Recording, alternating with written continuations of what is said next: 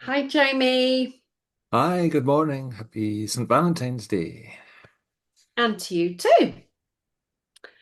It feels like it's been an enormous week for you.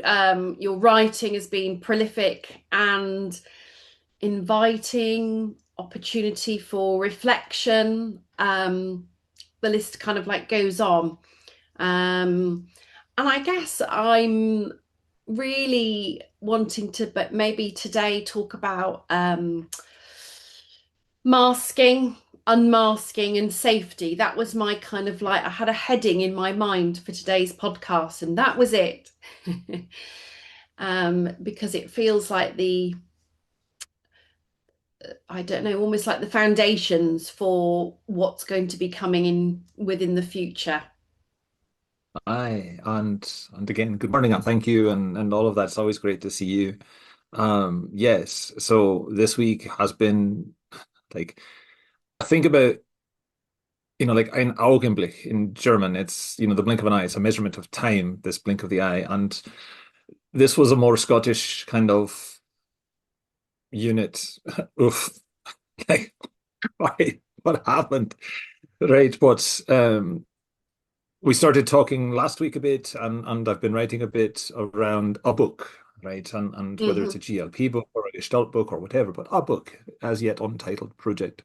And then I shared kind of what arrived in my head about what an outline might look like. And, we're at 24 chapters, not including an introduction, not including the, references and stuff. So in my mind, it's kind of like, 320 page project, which is not monumental for me by any stretch, and not to brag or whatever, but just that's what kind of happened. And then I shared it, the outline on outside, and people said, "Oh yeah, I'll buy the first copy or whatever." And so Mm.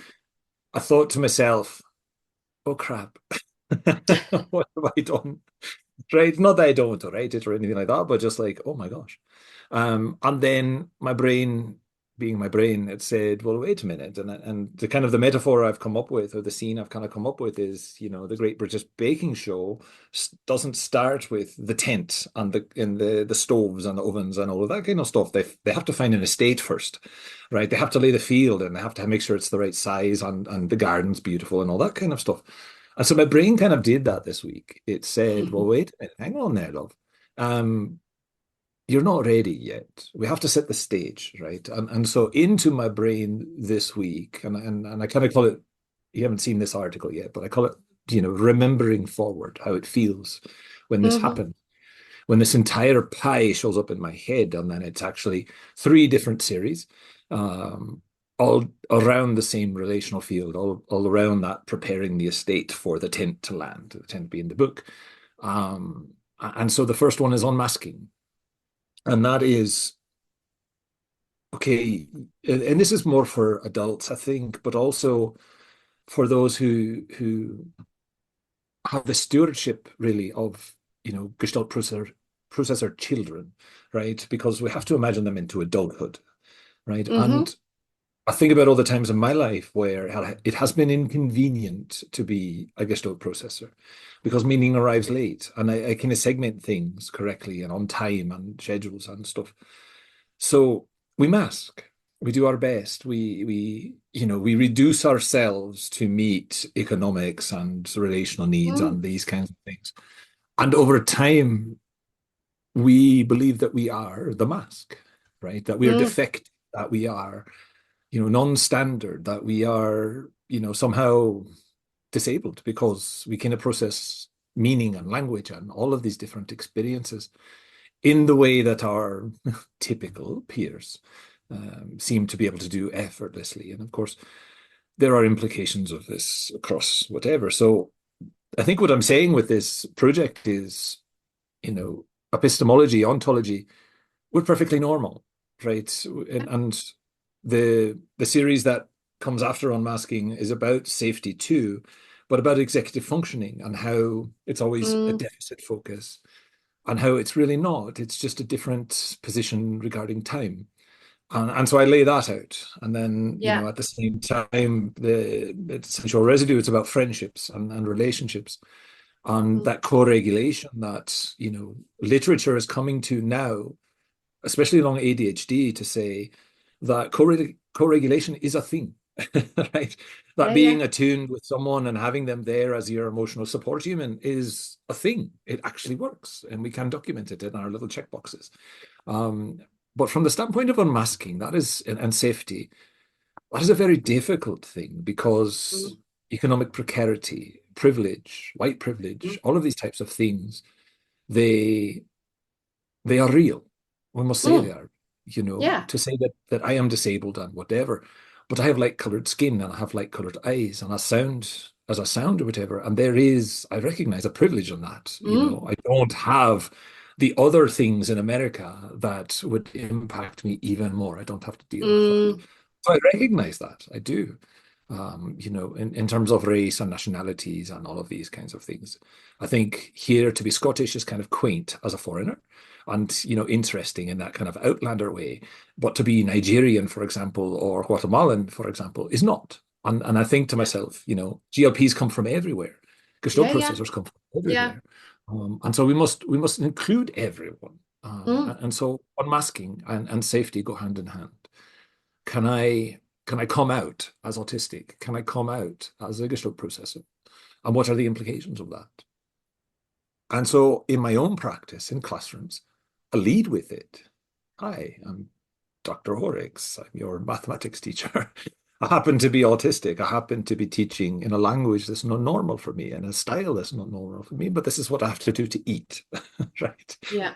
And like many of you in the classroom, I don't work like this. And so all of this is a translation for me, Mm. and you know, education is a dialect that I'm not used to. The pedagogy that I'm forced to teach because that's what the district has standards on, does not work for me. And so here I am, your translator and your guide, as we go on this jungle cruise, as it were, through Yeah. mathematics and story. And so I find myself with colleagues, sometimes co-teaching in a class, and they tell me they appreciate story. They appreciate the way my brain works and in way things, oftentimes my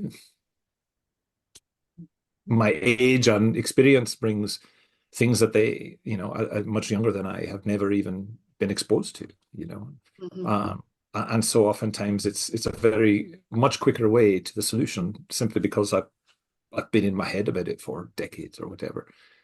But yes, unmasking and it's purposeful and it's a privilege that I have now that I did not have in forensic science.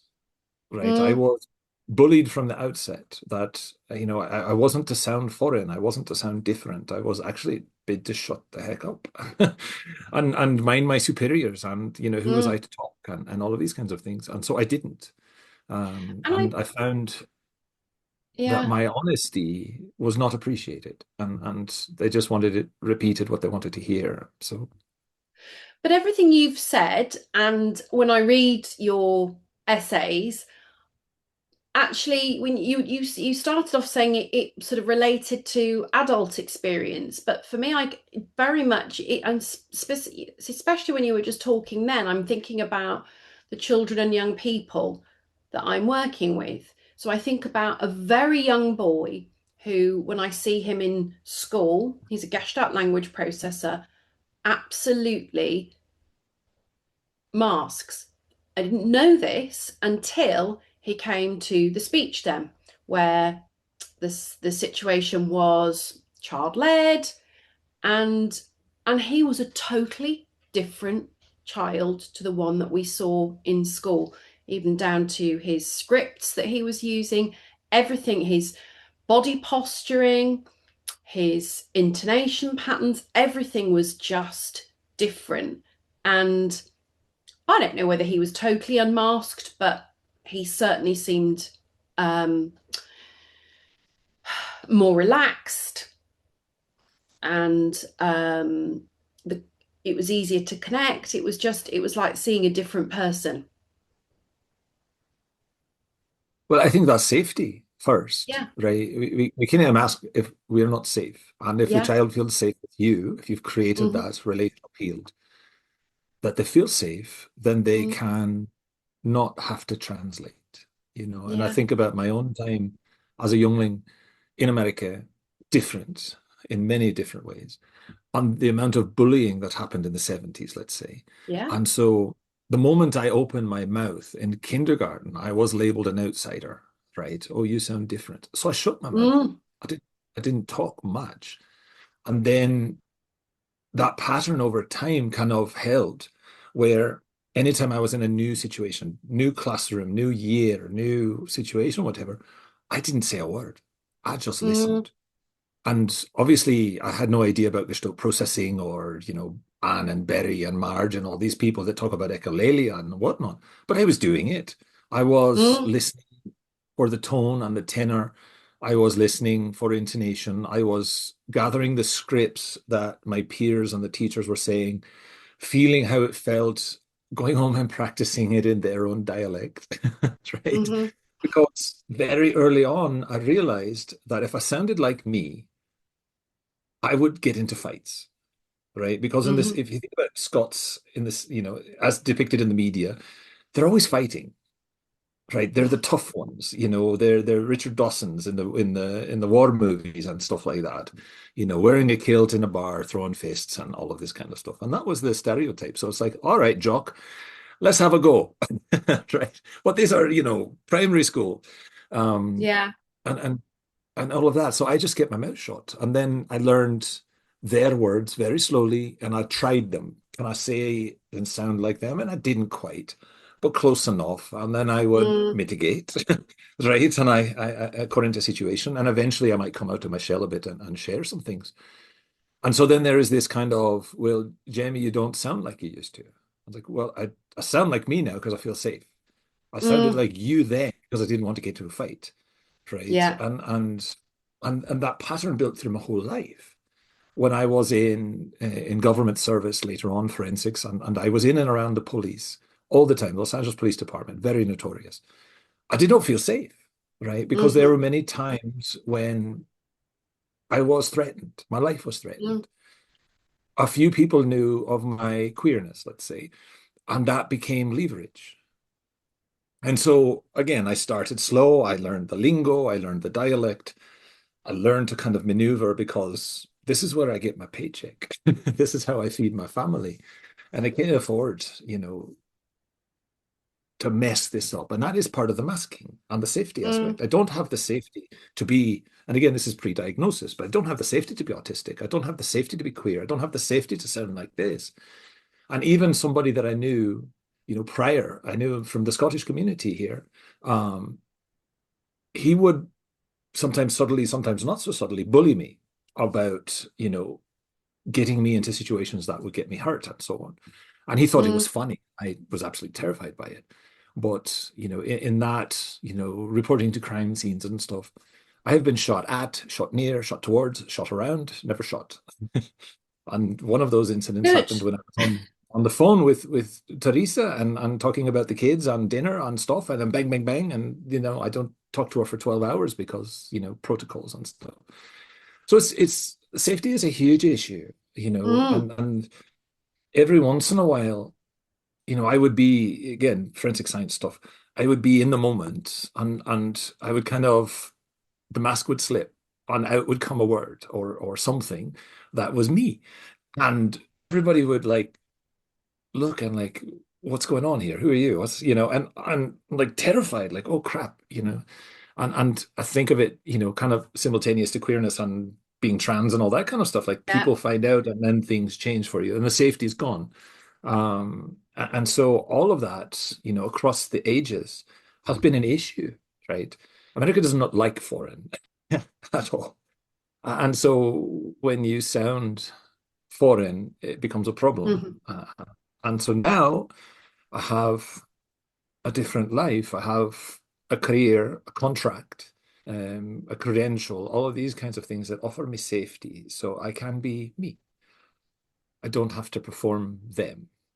And that is so nice. So very nice. It is. It is. And I think that's why the writing is flowing much better because I have that kind of ground and 40 articles, 46 actually, but 40 plus articles kind of arrive as one piece. And then I spend the week picking it apart and seeing how it fits and writing them all out and poetry and prose and all of this kind of stuff that, from a safety standpoint, from a masking standpoint, was not possible. And so I think about, I have to set the relational field before the book makes sense. I Hmm. have to speak about executive functioning and time. I have to speak about unmasking. Because, okay, you're autistic or not. You are a gestalt processor or not. But in order to be you, Yeah. you have to unmask and you have to have the safety to unmask. And that's really what I've been on about this week. Well, it's been a really every time I read one of your essays, it just like something just clicks and my mind goes to a family, a child, an experience that I've had with somebody in the past, and it just everything just seems to, another bit, another piece for me is clicking into place. So I'm so grateful. Um, I feel like we should stop there today, if that's okay, and so that we Aye, can it's go and holiday. spread the love. Aye, indeed. And I feel like this has got so much um, more length and breadth to explore, and I don't feel that this conversation is going to keep going and circling round for sure. Aye. So I think just in terms of preview as we Yeah. wrap up, the week pretty much. So I've written content, articles, everything out through the end of the month. This week is really about the Mm. unmasking. And then it concludes with kind of a test, if you will. So now you've comfortable with unmasking. Now meet the naysayers, right? And test whether or not you feel the safety of the naysayers. And then we move from there to executive functioning and processing of time and kairos versus chronos and all of this kind of stuff. And so that's kind of where we finish the month. And so over on Substack, I have 2 pages now of scheduled content on that. And then, on the essential residue side, it's the importance of friendships that Yeah. really understand you. Yeah. Yeah. And so it's always safe for work stuff, but it's really kind of co-regulation and what that means, right? So Hmm. safety becomes possible when you have the friends. So everything's written out for the month, and that's kind of the preview of it. And I'm sure we'll circle back Mm. next week. We'll talk about the final boss battle with the naysayers and stuff. That'd be fun. I'm I'm looking forward to that one for sure. Thank you so much. Happy All right. St. Valentine's Day, and I will see you Aye. next week. See you next week.